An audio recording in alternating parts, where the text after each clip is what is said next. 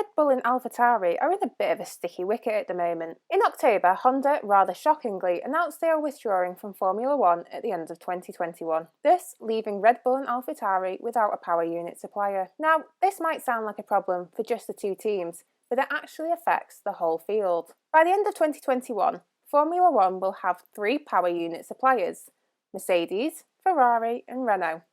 For a bit of background, Ferrari supply to Alfa Romeo and Haas, as well as their own team. Mercedes currently supply to Racing Point to be Aston Martin and Williams, as well as their own team.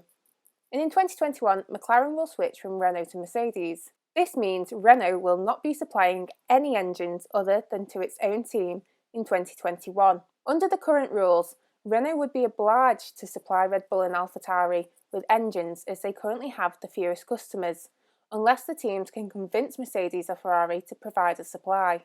But it's safe to say Renault and Red Bull don't exactly see eye to eye.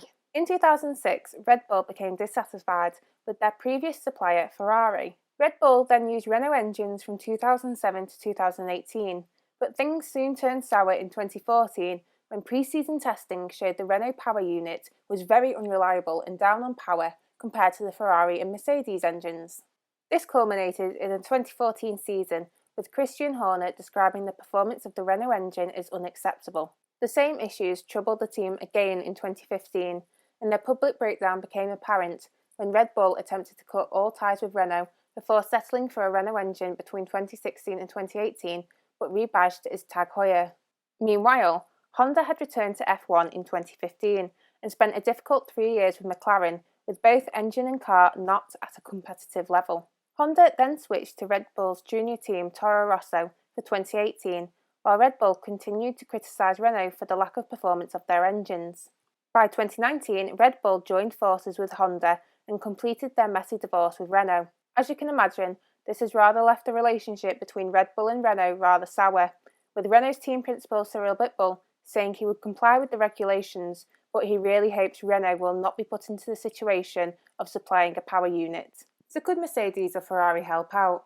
Well, Mercedes team principal Toto Wolff was quick to say he would not be supplying engines to Red Bull, given that they will be supplying to 4 teams, including themselves, next year. Ferrari counterpart Mattia Binotto said they had not considered the prospect and would wait to see if Red Bull approached them. So do Red Bull have any other choices? From Red Bull's perspective, the most desirable option would be to take over Honda's existing infrastructure and their intellectual property to build new engines under the Red Bull name itself, but this would cost a lot of money. So in order to avoid a spending war with Mercedes, Renault and Ferrari, Christian Horner has suggested there be an engine freeze for the 2022 season due to the sizable costs involved with developing power units. This would mean Red Bull and AlphaTauri could continue using the Honda power units beyond 2021, while there would be a complete freeze on development across the board.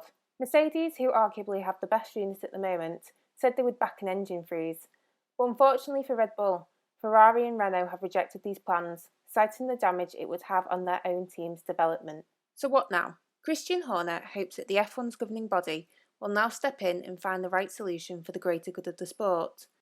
Speaking at Imola, Horner said, "Every manufacturer has got a different viewpoint. It's great to hear that Toto would be open to a freeze, but of course he would be. He has the best engine and he'd probably freeze it for 20 years if he could. I think that ultimately this is where self-interest comes into play, and the job of the regulator and the commercial rights owner has to look at the broader picture of what is right for F1. We've lost a manufacturer in Honda, which is disastrous news for the sport. For Red Bull to take on that engine project, we just can't comprehend thinking about open development, particularly in the world we're currently in. The FIA and the commercial rights holder are having constructive discussions. That needs to take place hand in hand with the OEMs that have an involvement in the sport. I believe that's what will happen, and obviously some form of solution needs to be found in the coming weeks." So what do you think will happen with Red Bull and AlphaTauri's power units? Would you like to see Red Bull partner up with Renault again, or do you think that would be a completely disastrous idea? Also, this is my first video, so I apologise if the audio is off at any point or some of the editing's a bit dodgy. Let me know in the comments what I can improve upon. And if you did enjoy this video, please make sure you give it a thumbs up and subscribe. And that is it. Until next time.